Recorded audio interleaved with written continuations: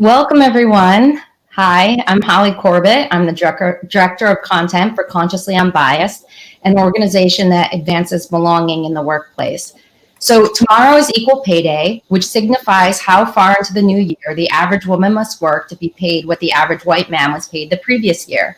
And this year's Equal Pay Day is especially important, as the pandemic may be sending us backwards when it comes to gender equality.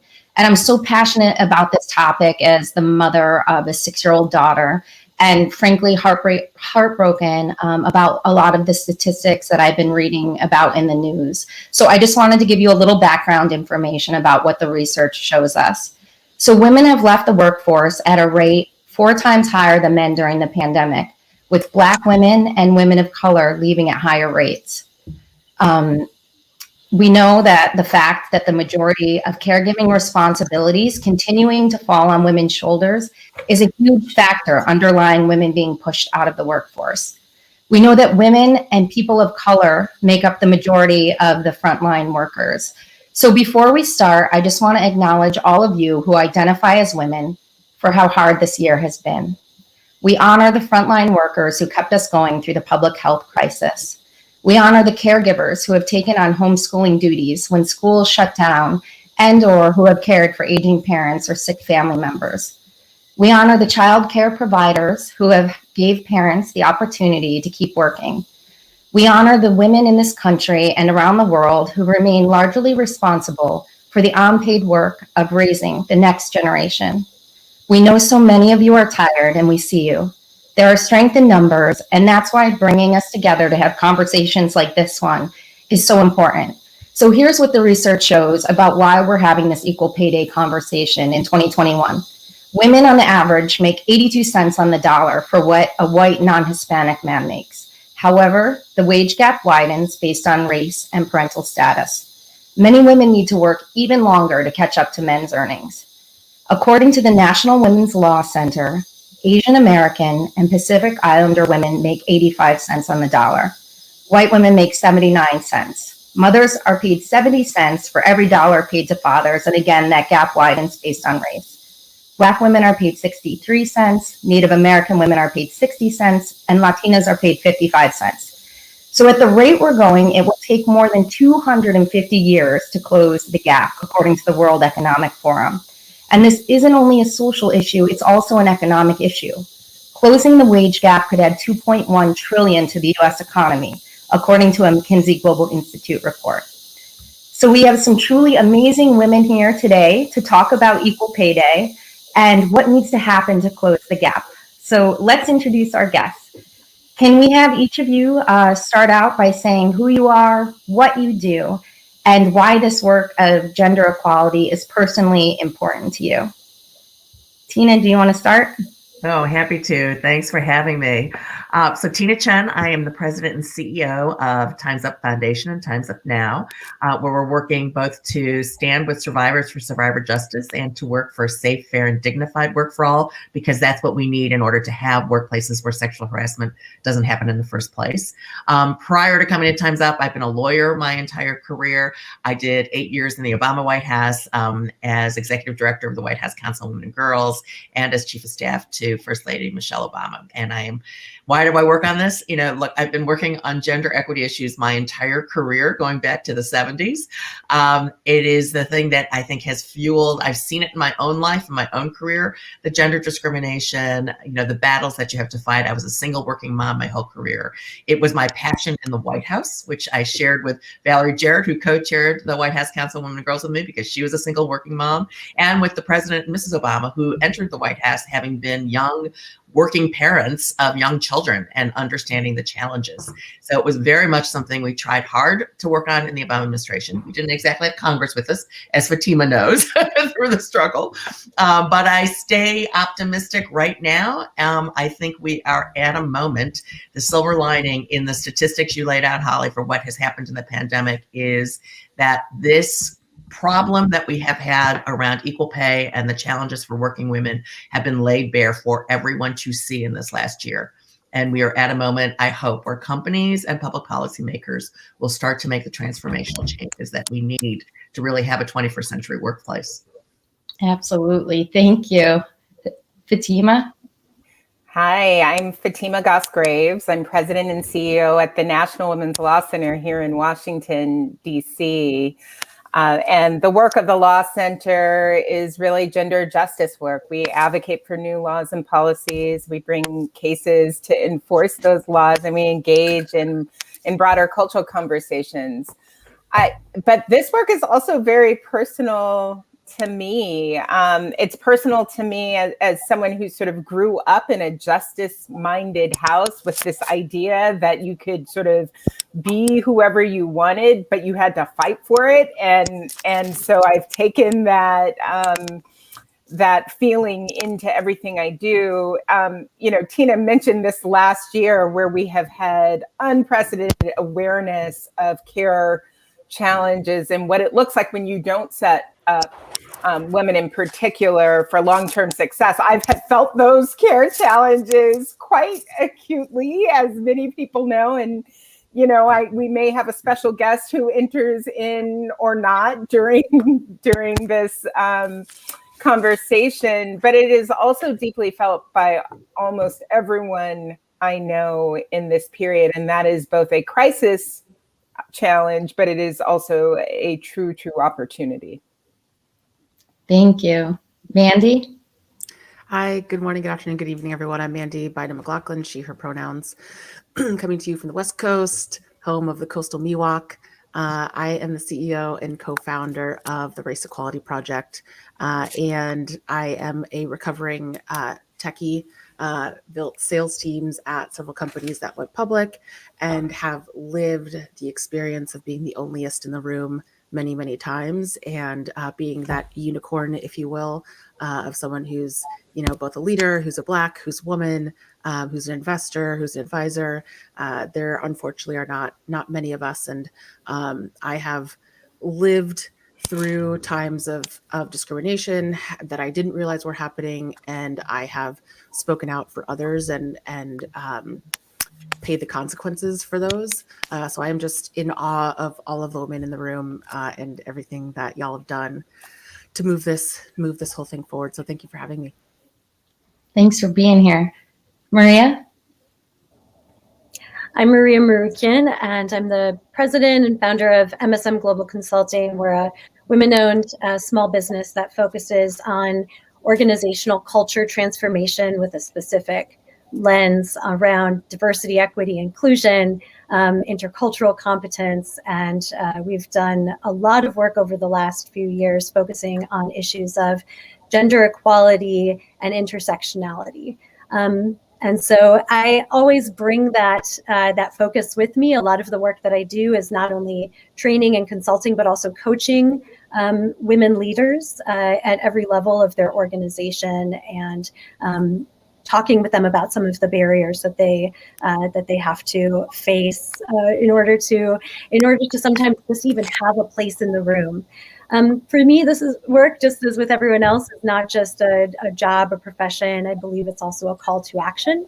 I grew up in a very female-dominated family with really incredible, strong women role models surrounding me. My mother was the first in her family to graduate high school, let alone to go to college and to have a professional career. My father was raised by a single mother and two sisters. They were refugees in Cuba and then came to the United States.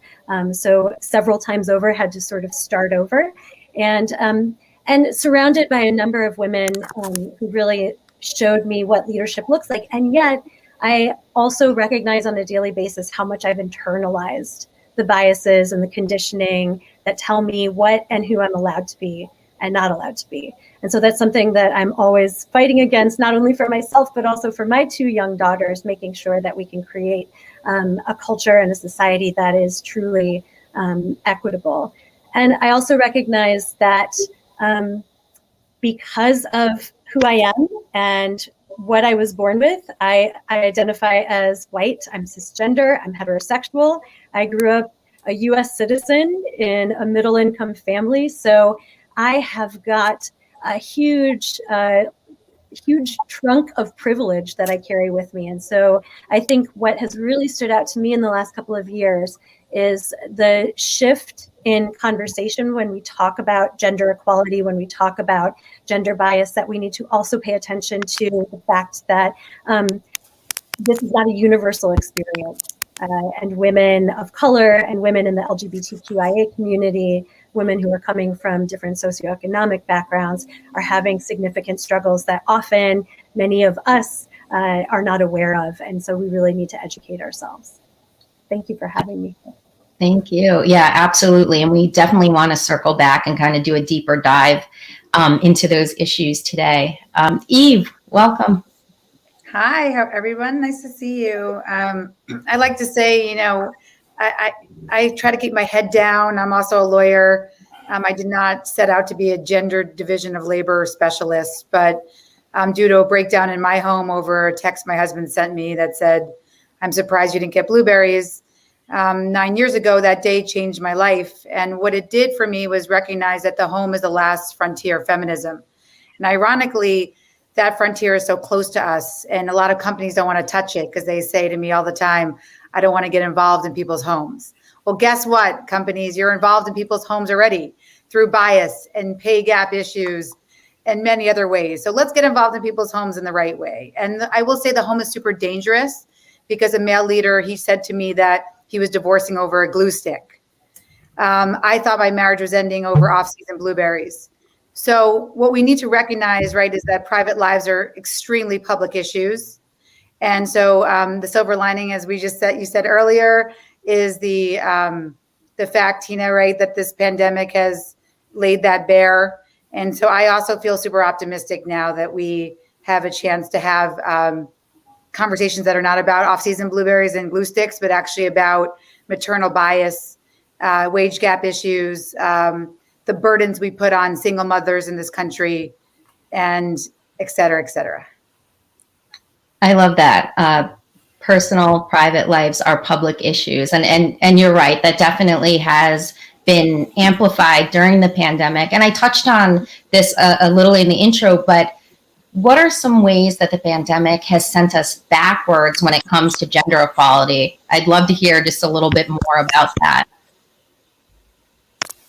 Well, I can jump in quickly. I mean, what we've seen is, women are leaving the workforce, and not only, do we have, a bigger unemployment gap than general, right? So, Black and Latinx women had an unemployment, that was 1.5 times the rate of white men in the last unemployment report. We know that, 2.3 million women have actually left the workforce. They're not even counted in that. They're leaving it. And they're leaving it because of the caregiving, all the challenges that we all just talked about. So that women's labor force participation is now at the lowest levels that we have not seen since the 1980s. So we've literally in the last year wiped out decades of progress of women being in the labor force and being able to succeed in the labor force.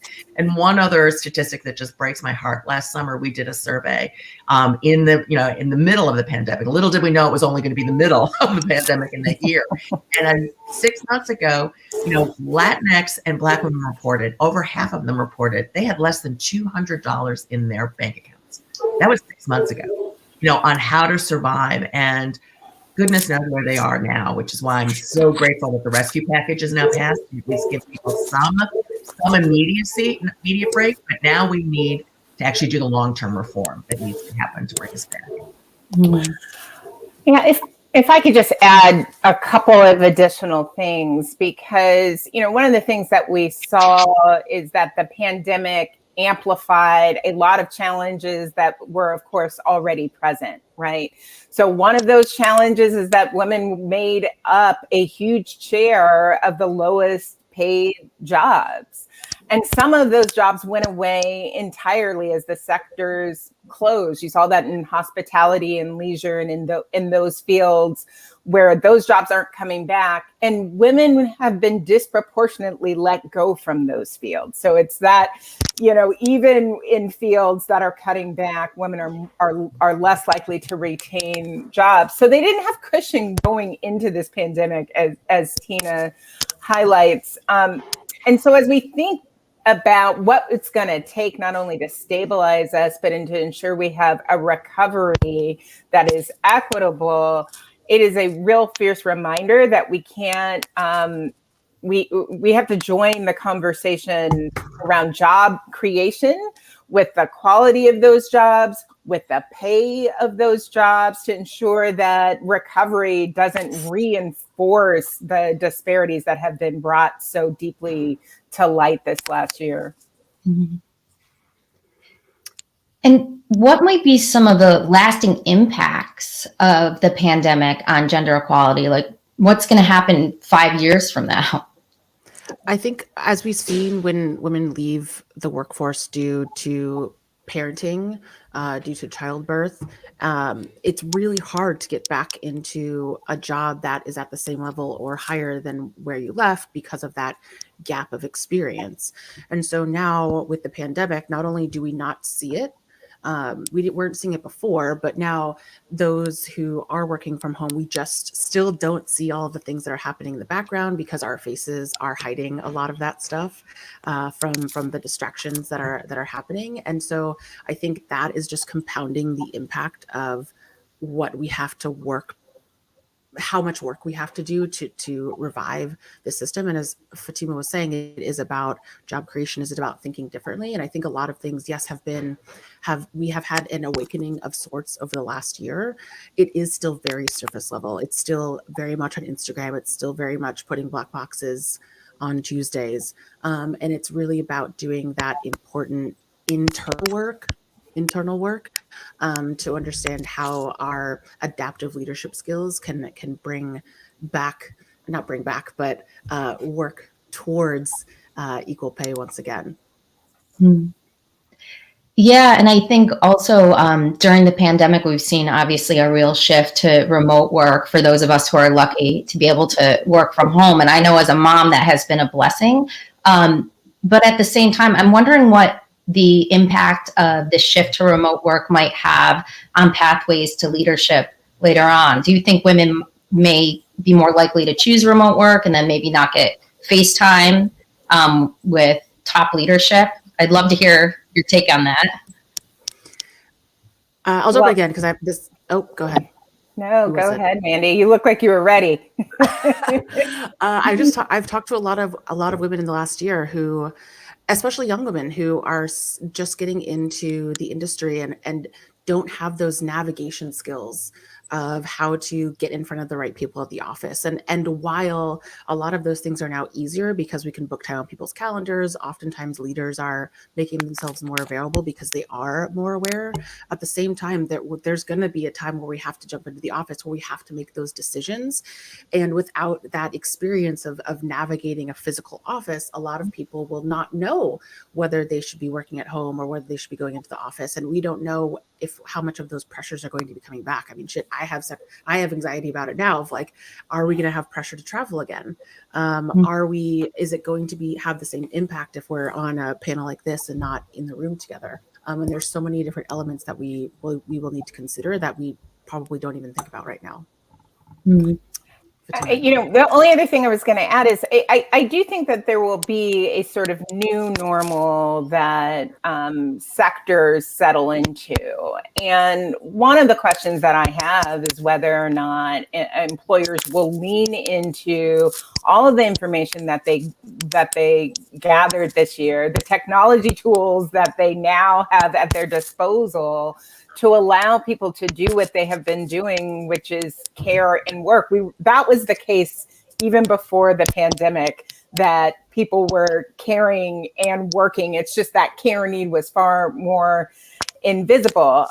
If I'm going to talk about a worry I do have a worry that we will see an amplification of caregiver stereotyping, of employers making all sorts of assumptions about women who have care needs, and that shifting their ability to get hired in the first place, their ability to get promoted or to get that opportunity that makes the difference between you moving up or not based on anything at all, except for their perception that mothers do less. We already had that perception before the pandemic, and this last year with our care infrastructure crumbling makes the bias all the more potent.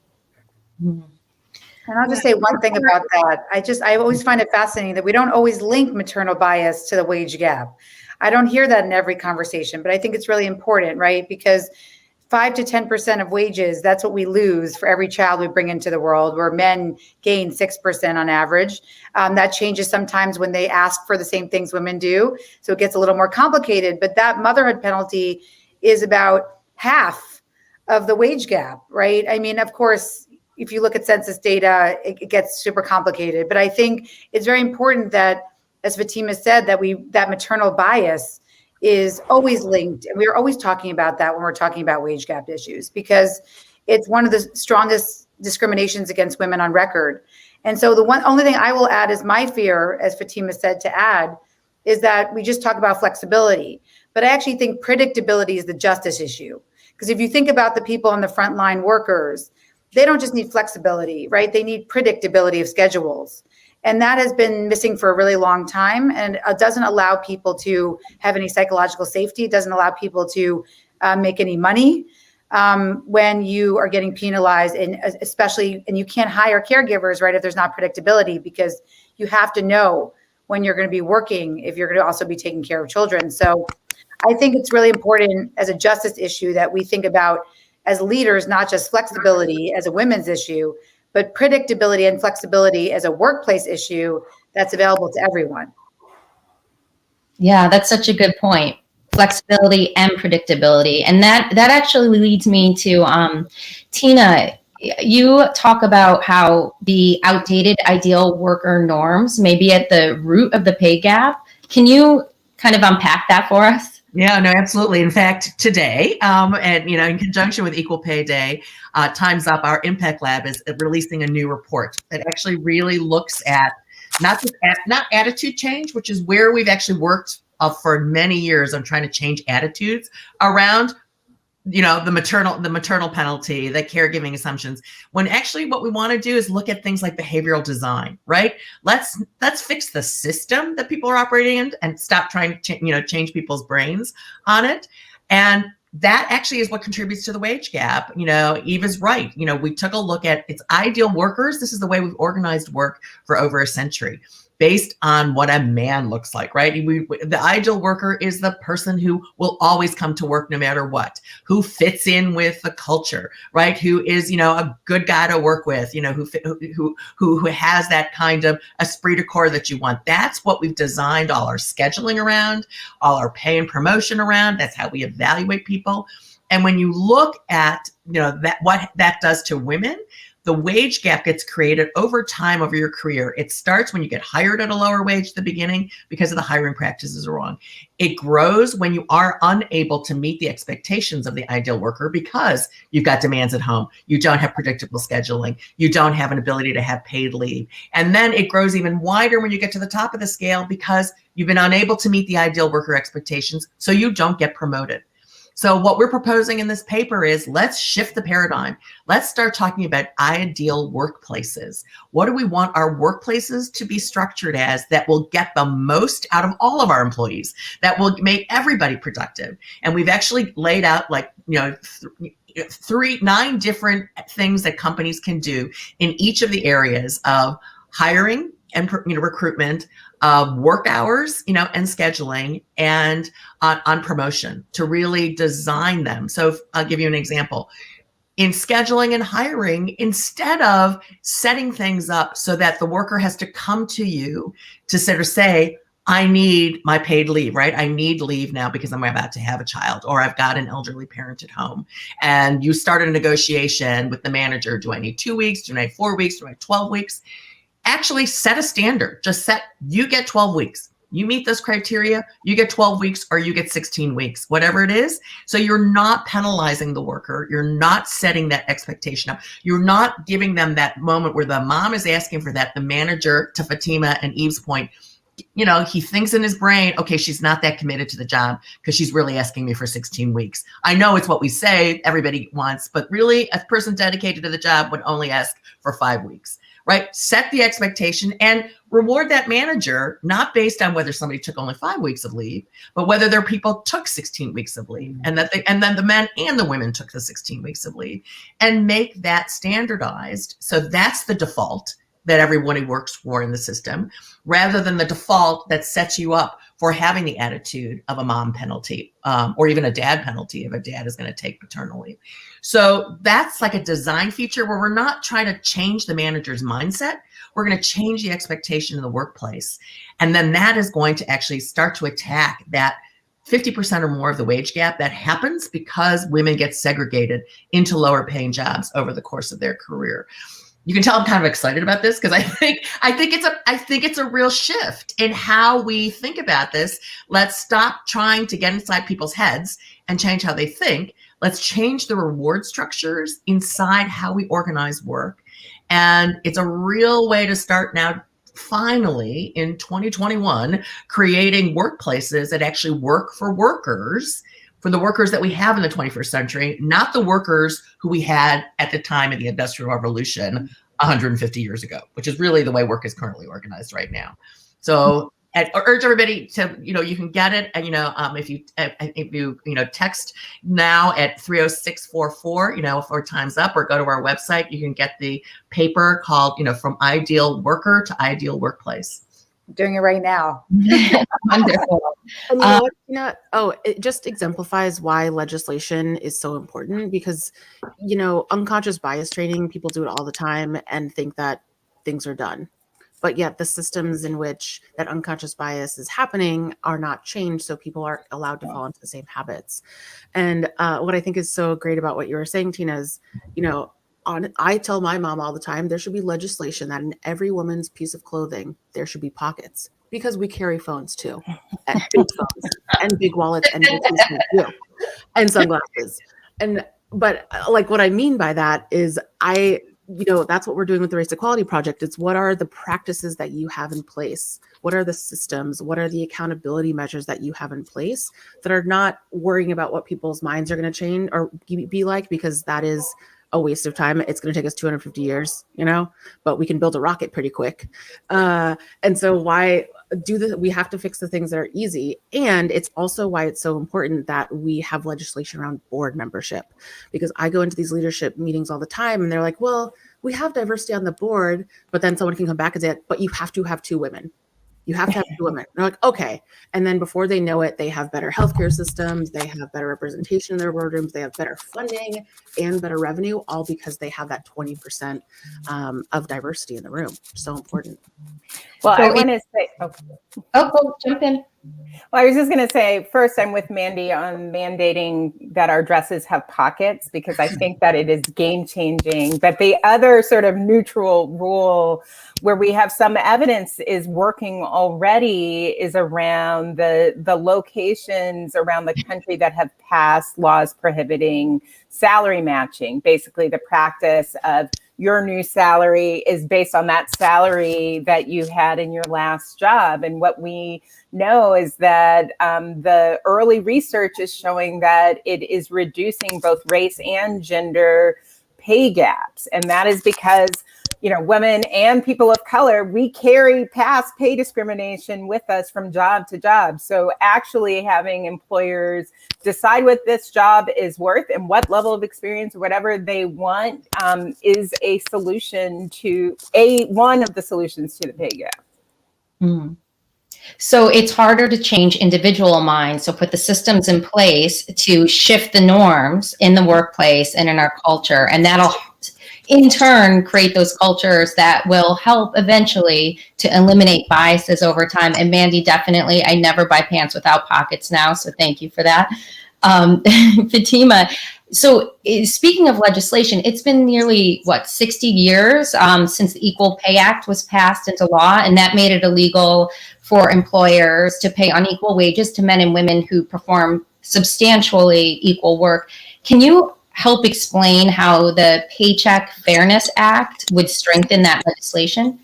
So you're right that we've had equal pay laws on the books for almost 60 years, but we have a few problems in actually making them work. One of the problems is that almost all pay information is in the hands of the employers. And some workplaces do double duty on that because they prevent workers from even talking about their pay. So it is really only in the hand of the employers. So, you know, employees don't know where they should even start at. It also is the case that our equal pay laws aren't the strongest.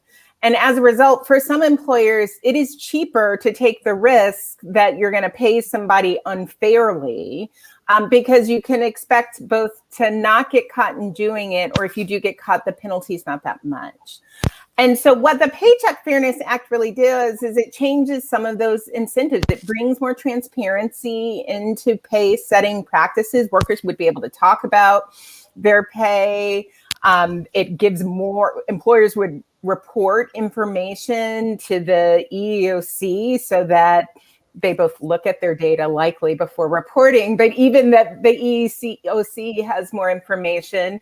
And it closes some of the loopholes in the law that have made it less effective and puts real remedies in place. And so the hope is that through a suite of changes, that you actually have laws that are stronger, that change the incentive so that employers pay their employees right the first time.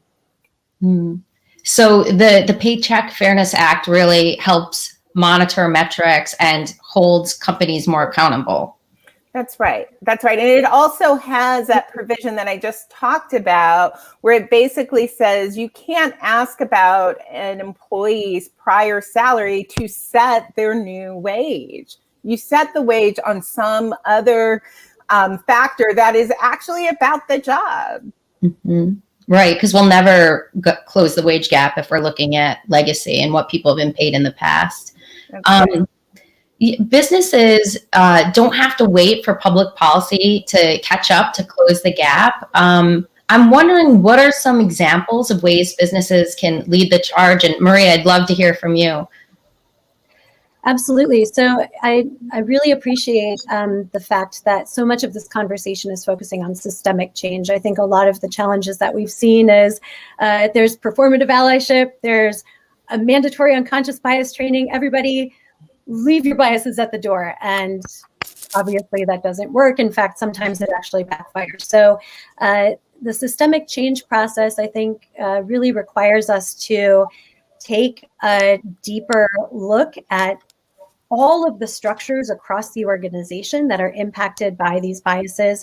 And there is also, I think, some internal self-reflection that's important, especially for people in power positions, whether that is because you are in an executive position or you're a power broker within the organization, or you come from a place of privilege. And so one of the things that we have seen work really well to affect some of that institutional change, because institutions are made of human beings, right, is engaging in storytelling, perspective taking, and a sense of a call to action where people don't feel as though they are being othered. They don't feel like they are being put on the defensive, but they are being brought in as a part of the dialogue. And so a lot of the work that we've been doing at MSM Global is dialogues and storytelling and learning how to create what we call a calling in culture. And a lot of folks in the sort of diversity, equity, inclusion field have been using this language. I think it's really powerful because what we are doing is assuming noble intentions of our colleagues, of our supervisors, of our direct reports, of other external stakeholders. And we're also having those tough but brave conversations to let people know that the impact of their actions is harming us potentially. So I'll give you a quick example of what this looks like in action. I was doing some work for a couple of years with an organization that was a very male-dominated industry, male-dominated company, and they had hired their first woman CEO. And so there was a lot of glad handing, like we did it, check the box on gender diversity. And we were having a conversation in the executive leadership team and talking about it. And several of the male executive leaders were saying, well, we don't have to worry about gender diversity anymore because look, we've got our female CEO. And she said, I want to hit the pause button. And I want to share with you something that happened just a couple of weeks ago. We were in a meeting with a contractor whose livelihood we are, very much tied into, right? We pay this person's bills. And the entire meeting, he did not make eye contact with me. He only made eye contact with my vice president. He directed all of his questions to my vice president. When I would answer those questions, he would glance at me and then look at my vice president for confirmation that what I said was accurate. And that happened throughout the entire meeting. And then when we all left, he barely shook my hand saying goodbye. And there was silence in the room in this meeting that I was facilitating. And her vice president, who was an older man, said, "I didn't even notice that was happening." And she said, "That's because you don't have to. But that's my life every day. That's not the first time or the second time or the 10th time that has happened to me." And there was this moment of silence in the room. And I kind of wondered as the facilitator, which way is this going to go? And because he could have very well gotten defensive, justified his actions or inactions, but instead he said, "Help me do better.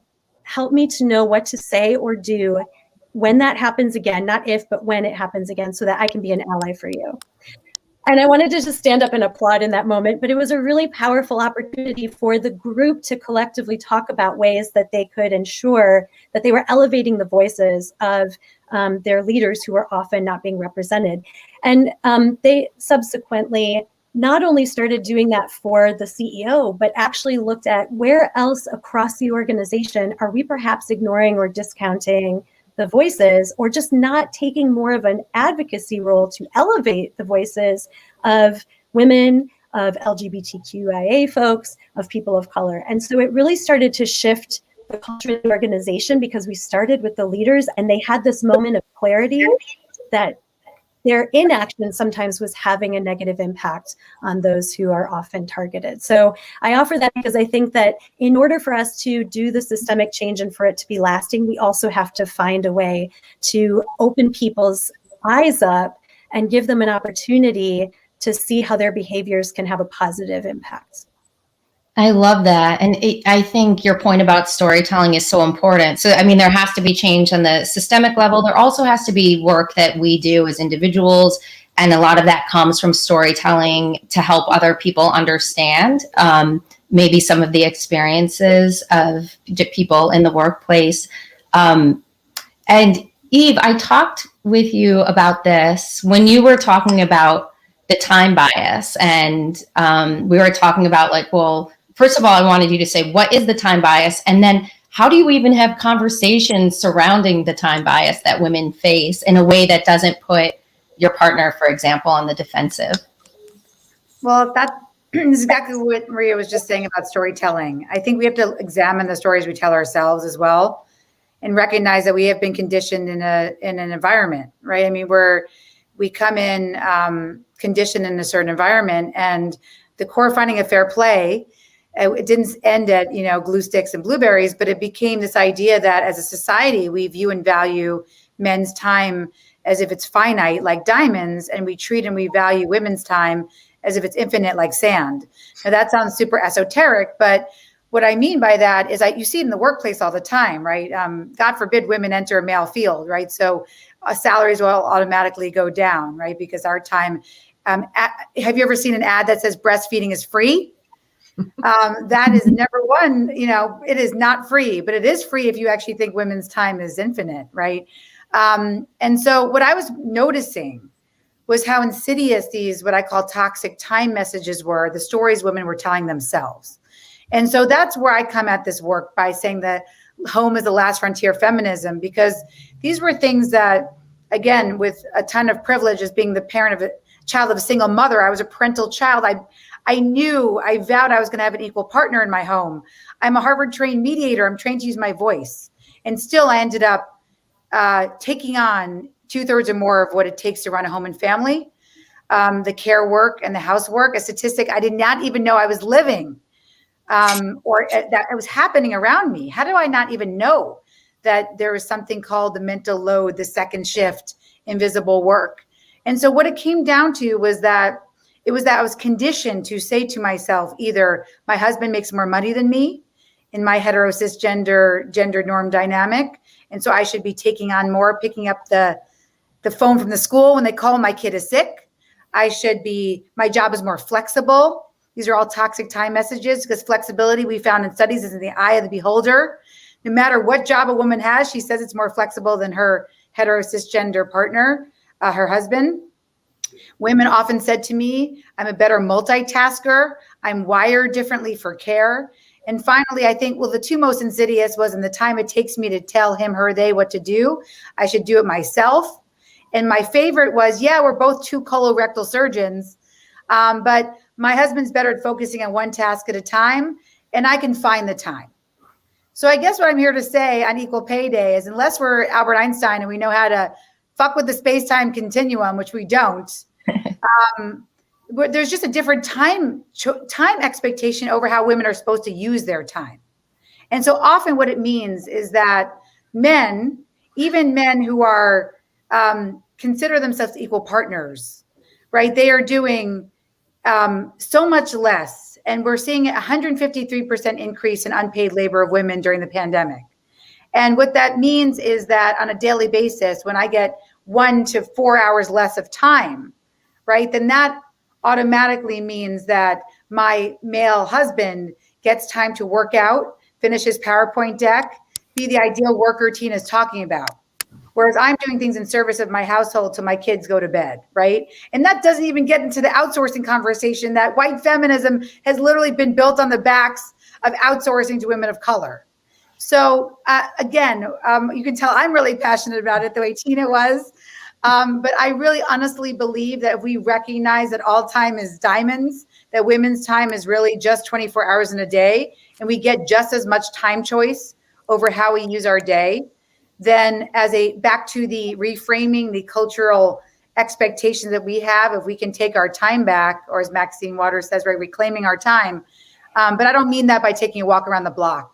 I mean that about setting true boundaries based on the fact that our time is equal to men's.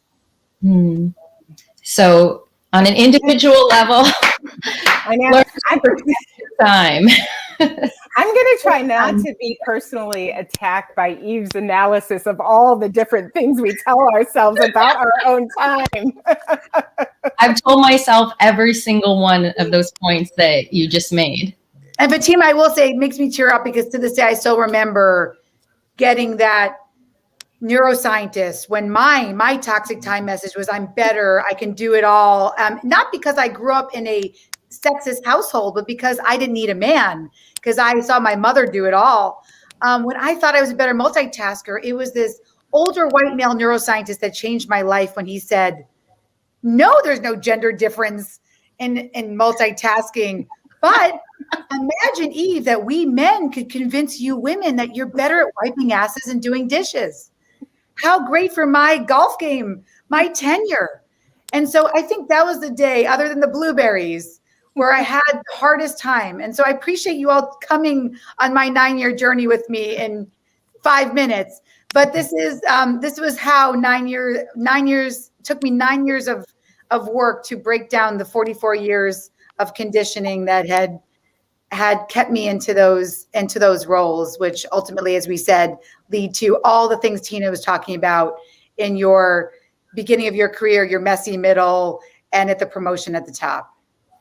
And I think these are gender norms that are millennia old. I mean, we're talking about women bearing children and setting up the tent and lugging the food around and going to go get the water, all the way through, caregiving being uncompensated because it was part of what, slave owners had their slaves do. And so we're not going to compensate it. We are living through that legacy, as you so eloquently just described, Eve. And that's what makes this hard. I mean, this isn't just like a 20 or 30-year-old problem. This is a millennial old problem that we're trying to shift right now. And we've got to have a little bit of grace for ourselves as we're struggling with this. But, I do think we're kind of at a moment where we can make that shift. And I think it's so, I know, Holly, like a part of this is like, what can we do? Or what can men do to help execute equal pay? And I think, what I've learned the most from all of you ladies and from Eve is like and my therapist, obviously, when we like put our foot down and then we have to deal with the emotions of our partner or whomever is upset because we're saying no.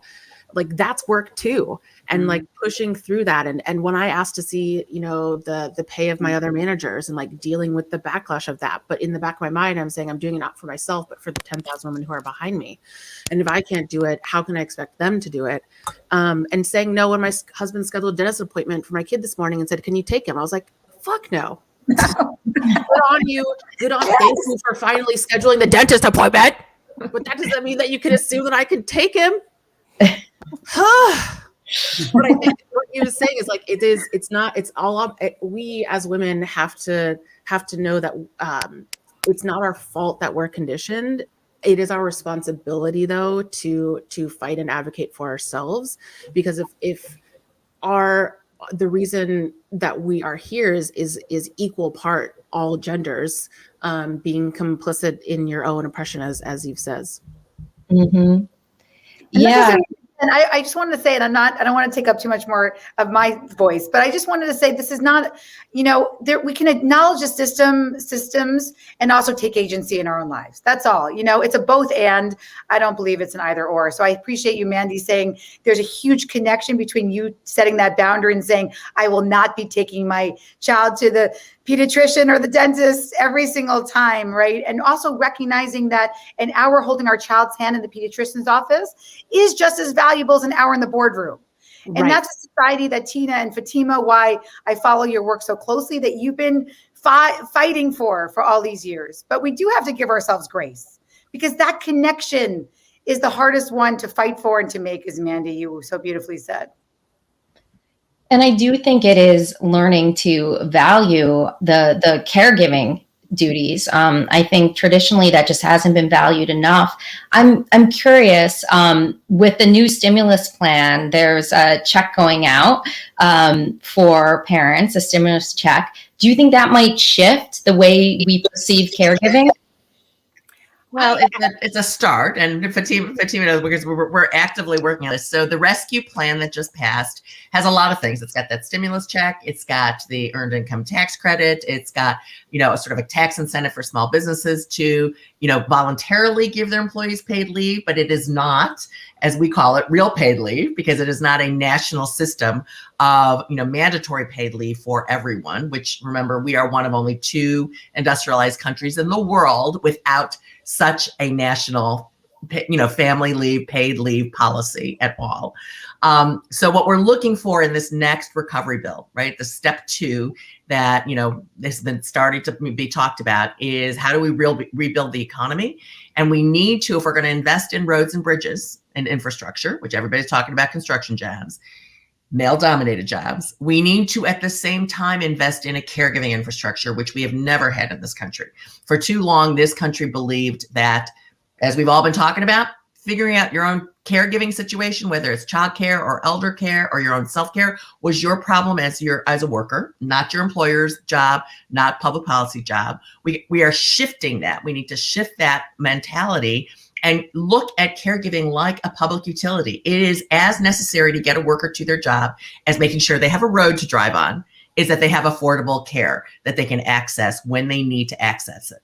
And that's the kind of caregiving infrastructure we've been working on. We are pushing, lots of us advocates pushing to make sure it is invested in as the roads and bridges infrastructure in this next bill.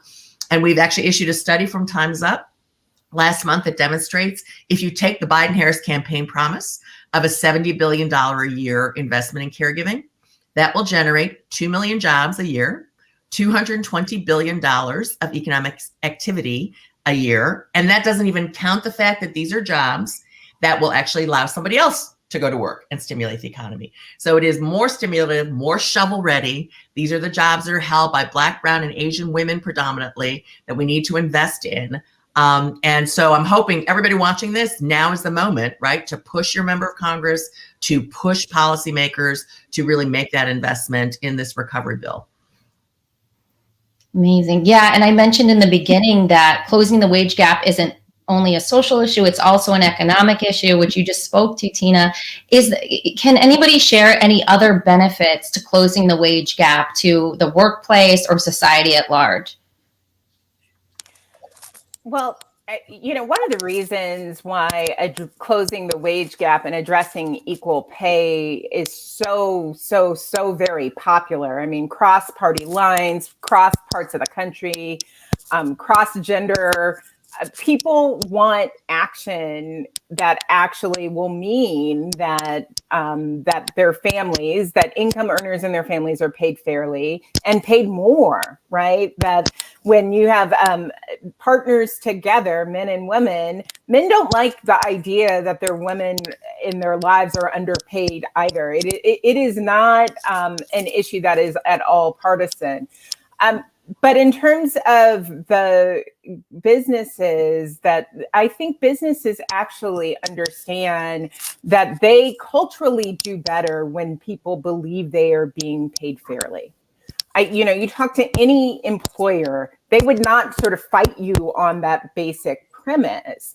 The question is, what are you going to invest in to make sure that that is actually a reality for the people who work for you? Right. So if you share the goal that your workers share and that families in this country share around pay equity, then you have to actually take it on. You do have to look at your data. You have to know, it's one thing to say, I'm sure we don't pay anyone unfairly. If you've never looked at your data, how do you actually know that that is true? Or if you have practices built in that make it more likely that men are rewarded in your system than women, you got to take on those practices, even if you've always done it, right? Sort of, we've always done it this way is often a reason given for continuing to perpetuate policies and systems that lead to disparities, and we should upend that. Love that. Does anybody else have anything else to add? I think also just looking at, from an economic standpoint, there's a lot of research that shows, the International Monetary Fund has found that the GDP of nations, if they are to increase the participation and pay equity for women in the labor force, their GDP rises significantly. I think it was up to 9% in some countries. And so I think, and if we closed the gender pay wage gap and paid women the same amount of men. There was another study I saw that found that it would lower the rate of poverty for women by over 50%. So I think when we look at the long-term economic advantages from a societal level, we can see it. And also just from an organizational standpoint, there's research that shows that, when you have organizations that have higher numbers of women in executive positions, they financially outperform their counterparts.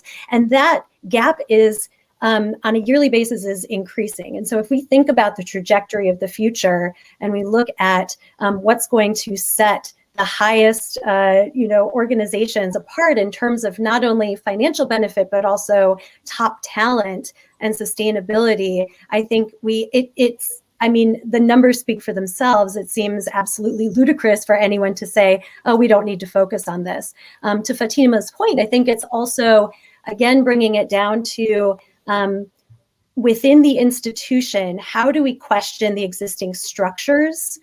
How do we disrupt the way it's always been? Because I think that's the part where we often find the systemic apathy. Well, we've done everything we could. We posted these jobs on women's groups. We've, reached into our network and we just can't get the talent, right? We hear this all the time. And I think it's really pushing back on that and saying there is more to be done.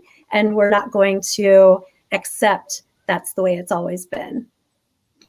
So the bottom line is that closing the wage gap, it's good for humans, it's good for businesses, it's good for the economy, and it's good for society. And I really want to leave here today with some kind of action steps or ideas to help people get started thinking about what they can do next. So obviously the wage gap is a complex issue, but can each of you share one step that leaders of all levels can take to help close the gap so we don't have to wait 250 years for this to happen? Oh, there's no waiting here, Holly. I was writing something down as Maria was talking. I think a lot of companies look at pay equity as their checkbox to we're doing what's fair. And so those who are equal job get equal pay. So if you're a women engineer and you're one of the 5 people, like you're going to get paid equal as the other engineers. But instead of looking at that, looking at the actual pay gap of what we're talking about today. And oftentimes companies are so worried about the immediate reaction of discovering and unpacking that disastrous pay gap that they're so afraid to even look. And I think it is so important for leaders and as humans to like detach ourselves from the shame and pain and I'm a bad person and we're a bad company to shoot, we're finding this, we know we're conditioned and we're gonna be responsible to do something about it. I think that exercise is so important because we have to move past the but we're going to get sued. We have to move past the like people are going to be angry at us and quit, and know that long term the impact that you're going to have is going to be much bigger than the immediate reaction. Yeah, good point. It's really about getting past the fear and, looking at where you are and then looking forward to what needs to change. I have one very practical one. Pay your employee resource group leaders. Include it in their promotion. It's just a joke. Most people don't even have an employee resource group in ERG, but the data that I found with Minda Hartz and Sarah Lacey for an article we wrote is that obviously there's so many benefits from having employee resource groups, whether it's for a Black employee resource group, people of color employee resource group, LGBTQIA parent resource group, parents resource group, whatever your resource group is, pay those leaders. Don't make them do this work for free. Women and people of color have been doing way too much invisible work for free for too long. And so it's time to just take that very practical step. If you, first of all, set up an ERG, pay those leaders and make sure it's in their promotion. Right. So if diversity and inclusion is a business goal, then treat it like a business goal and compensate people for achieving it and helping move the needle. That's a great point. I would just add to that transparency in terms of salary, as well as not forbidding your folks to talk about their salaries. I think also, as Fatima mentioned earlier, don't look at salary history. That is not the way to leverage, the best talent. And finally, conduct annual and open compensation reviews so that you are regularly checking and then reporting back to the entire workforce. This is where we are. This is how we are in terms of our competition with the marketplace. Well, I was going to say something very similar to Maria, because I was just thinking I've been working on getting the Paycheck Fairness Act done for so much of my career. And I believe we're going to get this done, but no one has to wait. No one has to wait for Congress to finally do the right thing before implementing some really common sense measures that makes pay more transparent and that eliminate some of the bias in your pay setting practices. And I would just finally say, I think that business leaders need to look holistically. You can't just say, I can just fix the wage piece and I'm kind of done. All of these parts of your system are interrelated. How you're hiring and how you're recruiting, how you're evaluating, how you're scheduling, how you're doing promotion, who you're bringing along and the standards that you're setting for what constitutes a good worker, within, my company. That you got to look at all of it. You've got to empower everyone. You can't just have just the HR folks over in the corner trying to figure it out, and then the DEI folks in another corner kind of figuring it out. And you got to own it at the top, right? It's tone at the top matters. If this is important, and it is as important to your bottom line as the next technology you're going to invest in, right? Or the next place you're going to build your hotel. You need to sort of invest in this and look at it holistically on a regular basis from the top of the company on down. Right. So the wage gap is one piece, but look at all the pieces as a whole to really. Unless you want to keep paying the gap, doing a wage study every year and just making up the difference by paying up the difference every year, that's one way to address the wage gap. The other way is to really look at what's causing it and try to change it in a much more holistic way. Well, thank you to all of our panelists today. I learned a lot from the conversation. I hope you all did too. And I will drop some notes about the Time's Up report and National Women's Law Center research that came out into the comments. So thank you all.